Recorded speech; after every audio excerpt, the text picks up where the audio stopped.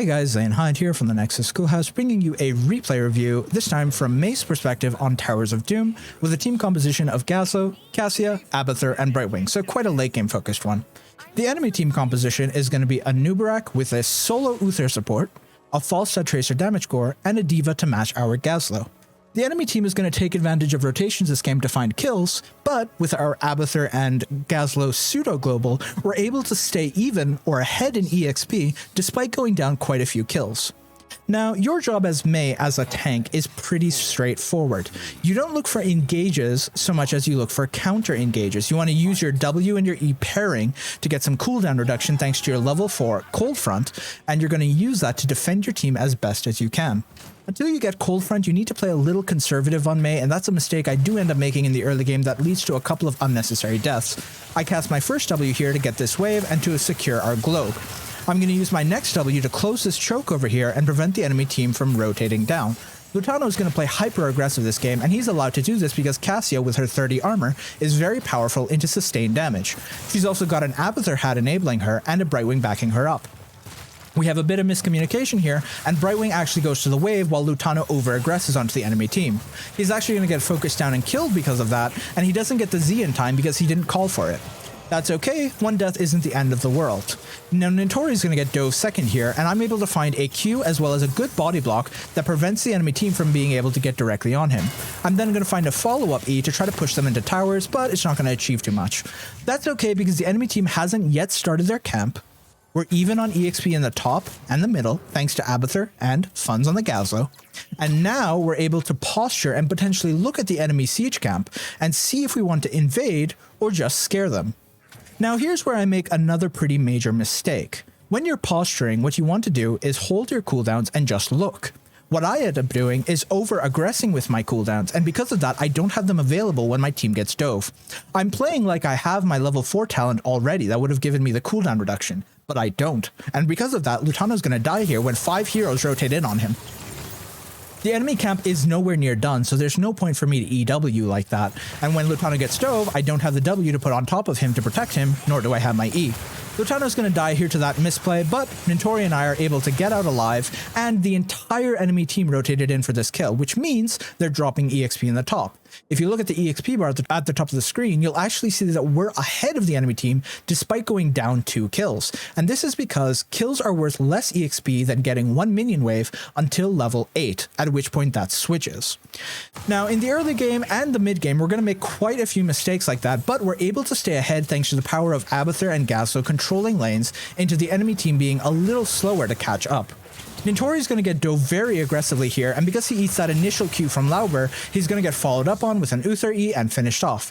But a Brightwing is able to teleport back in the moment he's up, so that's only going to count a little bit of EXP in the enemy team's favor, and it's not going to give them control over our camp over here, or allow them to easily push in these pumpkins.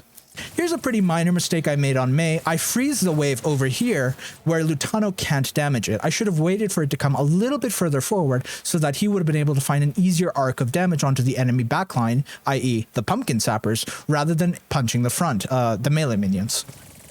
Pretty small mistake to make, but this is an important one to make on this map, because on this map especially, pumpkins control these walls. These walls give you EXP, and this keep, or this fort, controls both this and this objective. Now, on Towers of Doom, the only keep that actually controls the objective is the bottom one. You'll note that these objectives are almost always traded evenly between each team. The left side team captures the left one, the right side team captures the right one. And that's because these objectives are very, very easy to defend, especially when you have a split across the map like we do right here. Gazlo can easily 1v2 this objective with an Abathur hat. Now right here, the enemy team is going to be able to push 2 pumpkins in. They're going to aggress very, very, very hard onto Lutano right here with an E from Lauber. One thing you can keep as a mantra for a Nubarak and Greymane and Murden alike is when you E, something is going to die. Ensure that it's not you. In this case, it is going to be the Nubarak because Lauber doesn't have quite the damage to finish off Lutano, so we're able to find a nice counter engage and have a Gazlo rotate in and find good damage on Lauber. This means we're able to kill the Nubarak and damage the Uther and the Tracer heavily enough that they have to retreat. Great, we're able to get this bottom bell tower pretty much guaranteed, as long as we're able to push this wave up and maintain an advantage over the enemy team, with Lutano and myself pushing them off. As long as we can keep them back and damage them, we can prevent them from stalling Nitori, who's going to capture this objective. This is how you want to cap objectives. Get the wave, push it up, and then protect your team by creating an arc. And this is going to be the story of pretty much every bell tower this game. Either somebody gets killed or we get a pick and we turn that pick into a free objective. Right here you're seeing Tracer able to walk all the way from here to here unharassed because we don't have vision. But in a few moments from now, when we push this wave up, that same thing can't happen because we can see her the entire time, and this prevents her from getting the interrupt. Great, we got the bottom bell tower. Now, Funds is going to try to fight over the top left bell tower, and this entire time Lutano has been calling, stay bottom and push, stay bottom and push. So why aren't I staying bottom and pushing? Well, that's because Lutano's microphone is muted, and I can't hear a goddamn thing that he's saying, so I end up going top left to help Funds out with that objective. I almost managed to find the kill onto DNA Galaxy with a little bit of help from Kieran the Abathur hat, but I end up missing one auto attack right there that potentially would have killed him. Oh well, not the end of the world because he's still gonna have to base. Now, Funds got dove on the top left by 3 members, and Nitori teleported it onto Funds to give him a shield and help him out. But because he doesn't quite have Blink Heal yet, he isn't able to survive that dive, and they're able to get the top left bell tower. That isn't the end of the world, and that's pretty normal for an Abathur comp to go behind on shots in the early game especially, because on Towers of Doom, shots don't matter unless you've got 0. As long as you've still got 1 point on your core, it's the same as having 100% HP, because until the enemy team is able to find a win condition, you're still perfectly safe to get an EXP advantage. Basically, the point is, on this map, always go for EXP over shots whenever possible, because that late game advantage will allow you to control the game. This doesn't apply as much to SL games because your team will start inting if you fall behind, but in coordinated games, like you'll find at the Nexus Gaming Series or Heroes Lounge, it's much easier to do this. And if you are looking for those coordinated games, you'll find a link down in the description where you can join a team no matter what rank you are, bronze, silver, gold, plat, diamond, master, grandmaster, or semi-pro, where you can join a competitive team and play Heroes of the Storm the way it's meant to be played. Now, I know a Nubrak is in this bush without checking because I saw him rotate down from the mid side, but I'm going to aggress here anyway, and that's because I've got this cooldown reduction coming off of Cold Front that allows me to get 2 E's pretty much back to back as long as I cast my E into my W. You can see right here, this E is only 4 seconds away, so despite the fact that I just engaged, I can use this button to disengage or re-engage just 4 seconds later. And because I have my D available, when the enemy team dives me here, I'm actually perfectly safe. I'm able to absorb all that damage and heal up through it because I have my shield, and because Brightwing gave me a spell shield. Great, we have another E available, and I can use this to aggress if I want to onto the enemy team, or use it to create space. I'm going to hold until my next W comes back, and then I'm going to cast it over here and look to engage on the enemy team if Lutano wants to step up and take that fight. He doesn't. We're going to back up and take our objective for free instead. So what I'm going to do is I'm going to control this bush and watch the enemy team's rotation in. It's imperative as a tank player for you to control this or this bush and watch the enemy teams rotate in whenever you're doing a camp like this. If you're not a tank player, if you're a DPS player or a support, if you're paired with somebody else on this, you should still do the same thing. You want to make sure that the enemy team doesn't get to rotate in for free and that you see them coming so that you can make a plan. Now, Abathur got dove by Falstad in the mid. BBJ went for the meme kill and then he's going to shitpost in chat.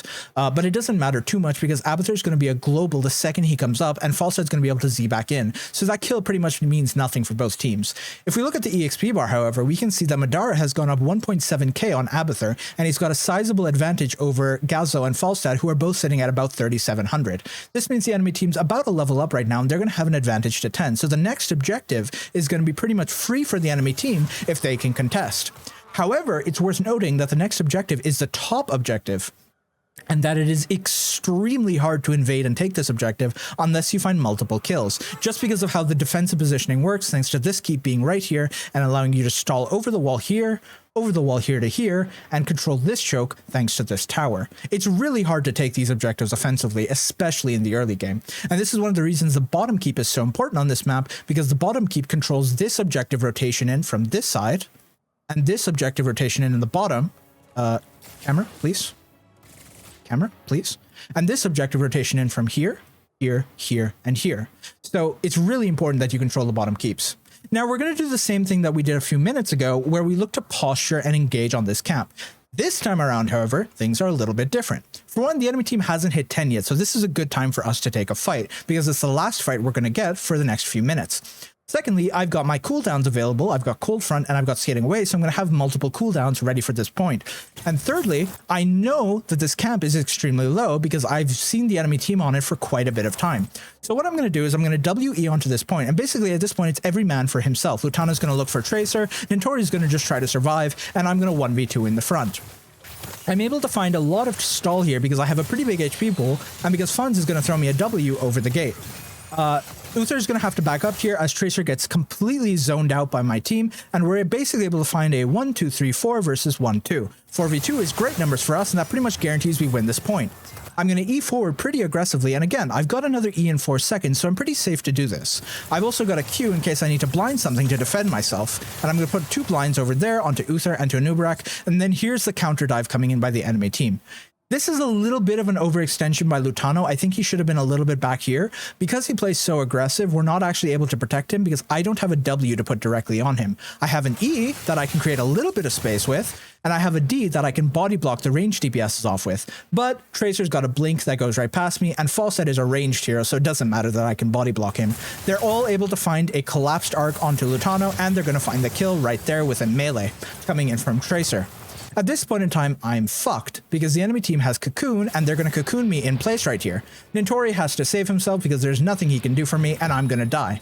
So at this point in time, we're down 8 kills to 2, and I'm going to get cocooned and killed here. There's no way to save me, so my team's going to abandon me, and we're basically looking for our level 10 advantage so that we can take a fair fight with the enemy team. I'm going to fast forward a little bit because the enemy team's going to evenly trade this altar for this altar. Even trades are good for you when you're behind, and even trades are good for you when you have a better late game, because assuming you get to the late game even with the enemy team, your advantages will be able to carry you throughout those last few team fights. We're able to reach level 10. You're going to see pretty standard ultimates from both sides here. Robo Goblin from Gazlo, Ball Lightning, Ice Wall, Ultimate Evolution from the Abathur, and Blink Heal into the enemy team's Micro Missiles, Divine Shield, Cocoon, Mighty Gust, and Sticky Bomb. This is a pretty simple position for me to be in as a tank. Go bottom, defend my wall, press E through my W, and yada yada yada, you know the drill.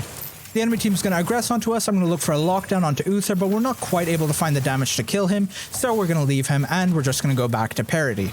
Now, this time, both of these caps have been captured by us, and we're looking for the next one to come up for us to contest over. Here, we see a fly come in on top side, and the enemy team's actually going to overcommit to getting this kill on Funds, who's managed to trade even with the enemy Diva. We're going to look for damage onto Tracer, and then we're able to take the bottom keep for free. This is a huge advantage for us because the bottom keep, as I said earlier, controls the majority of this map. In my opinion, the best thing to do once you take this keep is to sit on it for pretty much the rest of the game. There's no reason to rotate out unless you're forced to. We take a light skirmish with the enemy team, and I'm going to do my patented W into E forward and then E out. I'm not scared at any point here because I've got my D and my R available to back me up in case the enemy team does elect to dive me. And they are going to elect to dive me, so I'm going to throw down my wall, push the enemy DPS off, and then allow my team to focus Lauber down on the bottom. I've still got my D, so I can stay in the fight if I need to. At this point, Kyr's going to clone Cassia, and we're going to take a full team fight. I'm going to back up here to top while my team does reasonable damage to the enemy and forces them to back up. And remember, the enemy team doesn't have control of this keep, so they can't retreat in this direction, at least not easily. In order for them to retreat, they have to go upwards and out, and this makes it very awkward for the enemy team to try to interrupt this objective. Basically, thanks to this keep, we get this bottom objective for free. That's one of the reasons why this keep is so valuable to have. The enemy team is going to back up and look to take their camp. Our Cassia clone is going to die. I'm going to tap and capture the bottom objective very quickly, and then we're basically all going to go back to our lanes. Funds is going to get dove pretty aggressively here, and he's going to turn and start punching Lauber in. I'm going to rotate in just a few moments here to try to defend this mid wall, and Nintori's going to teleport in while Cassia finishes up this camp. I'm going to look to E through my W, again pretty aggressively, and at this point in time I've got a couple of options. I can D if I want to eat this blast directly, or Nintori can call in comms that he's giving me a spell shield and move speed so that I can escape this blast. However, Funds get gusted into the corner, and Lauber is going to body block him into that corner to prevent him from escaping. Again, if my enemy opponents here were melee, this body block would actually be useful because I'd be able to push the melee heroes off my ally. But because they're all ranged, I can't really do much without a W and without an R. We try to get a counter kill onto Lauber, but that's protected by a divine shield. And at this point, we're just looking for damage on anything that's close to us. I'm trying to lock down the enemy team right here with a wall, but my wall is a bit mispositioned. I think if it had been a bit more vertical, I would have been able to A, catch Porky, and B, lock in Madara. But unfortunately, there's a little bit of space right there that allows him to just walk right out. So that was a pretty poorly used wall. But it's okay because at the end of the day, the enemy team has committed their Mighty Gust, they committed their D-Shield, and we've committed relatively shorter cooldowns with our Ice Wall, our Evo coming up in about 35 seconds, and our Ball Lightning. Now, the enemy team still hasn't captured bot right, and I think it's pretty important to note that because we've got pumpkins pushing that are going to be able to get core damage should they get all the way to the end zone, and the enemy team is now pushing multiple members down here. Obviously, the correct move is for us to protect our towers, so we rotate in to the bottom side, and we look to start getting damage on the enemy heroes. I'm going to play very aggressively here, because I know the enemy team can't kill me unless they find a perfect CC train on me. I sidestep the Anub'arak E, I go to break the cocoon, and then I E on top of Nintori to protect him from the incoming damage. We know Falstad is behind us at this point, so we're a little bit worried about getting gusted forward, but because we're so close to our keep, we don't have to worry too much about it, and we're instead just going to look to trade damage with the enemy team.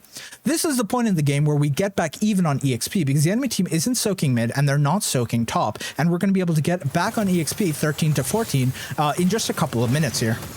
We find damage as best as we can, Falstad comes in top, and then at this point I'm just waiting for my next cooldowns to come up so that I can re-engage on the enemy team.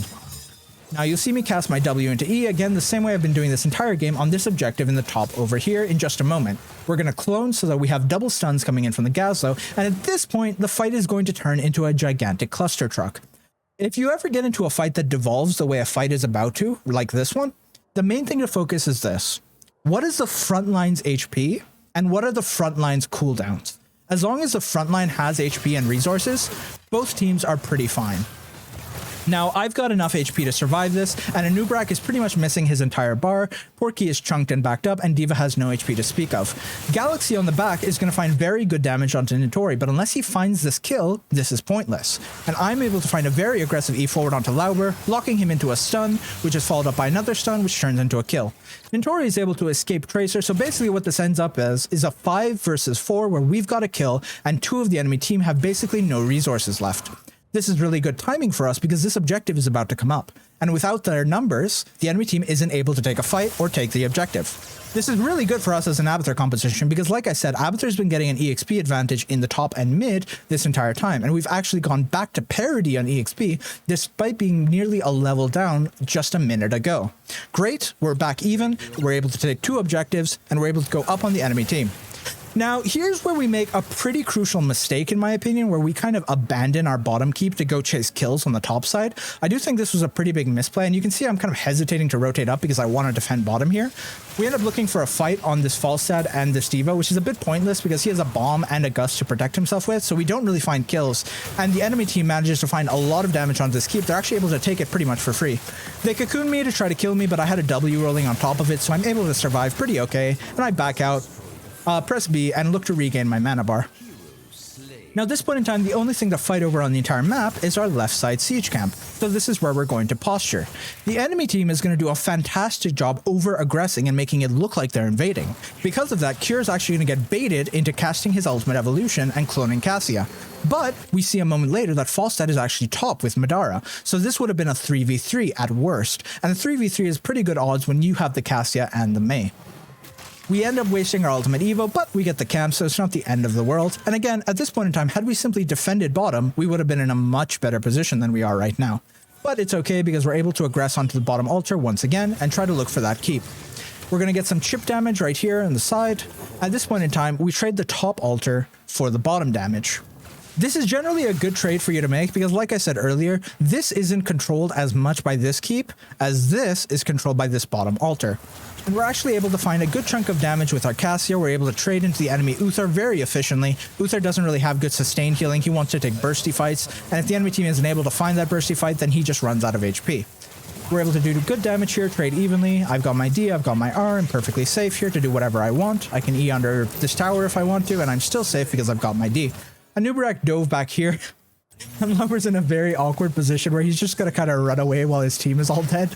He's going to try to find the cocoon onto Brightwing, who's going to teleport up here to help funds. And this is basically a mirror of what happened earlier in this game with Cassia and me fighting down here while there's an objective on this part of the map. while Funds gets dove by multiple members up here. The difference this time is he's got talents, so he's able to find a good chunk of damage, break the D.Va mech, and now he's able to take this 3v2 pretty evenly. You're going to see them dive onto Nintori, who's just barely going to be able to blink to this minion right here. He gets out, great. And then BBJ is going to very aggressively roll onto Gazlo. Gazlo is going to proc his Robo-Goblin here and punch him 3 times and pretty much knock him out. If we go and look at BBJ's damage report right there, we can actually see right there. So he took 1 auto that took off pretty much 10% of his bar, another 10%, and then the spike coming in from Abathur finished him off. So it was a huge chunk of damage he took in just about 2 seconds. Funds is playing like a king right here, able to hold this point forever, able to chase even into 2 members with that Abathur hat backing him up, and Cassia managed to find about half to keep on the bottom side. Brightwing finds the cap, and at this point we're 23 shots to 14. We're incredibly well positioned in this game. We can opt to take the boss, we can opt to close out this game, but the moral is we're up on EXP as an Abathur comp, and this game is pretty much finished. Now the main things that put us ahead in this game were excellent control of EXP despite falling behind on kills, and being able to trade those kills for posture on the map. Another thing that helped us a lot was getting kills right before the objective, and the third thing that sealed the deal was being able to capture this keep for approximately 5 full minutes. That's the cumulative effects that led up to us winning this game. Really quickly, there's one other thing I wanted to note here, and that was the power of my level 20 talent, the big one. So the big one at level 20 gives you a very, very, very large Q that blinds for 1.75 seconds with a bit of a damage burst. It does around 500 damage in a fairly large AoE. Right here, you're actually going to see that Q hit 3 members of the enemy team and pretty much blind everybody, protecting Funds from dying. So I find an Ice Wall on this team fight, and then I throw my Q here, and I find it on 1, 2, and 3 members, preventing any of them from dealing damage to Funds for a short amount of time. That's actually going to keep him alive through the burst that's going to come through right here, allowing us to find a finishing kill onto D.Va, and allowing us to clean up the final teamfight of the game. These kills are what enable us to win the game. If you're enjoying this format, do let me know what other heroes you'd like to see. I've had a ton of Varian games and in-houses, and I didn't want to make more Varian videos after the last one was already a Varian video, so I'm trying to look to play different tanks as much as possible, but I just end up on Varian half the time anyway because that hero is just so good right now. Not sure what it is about the meta that makes me feel like I'm stuck onto him. Anyway, GG's guys, take care, have a good one, and we'll see you in the Nexus.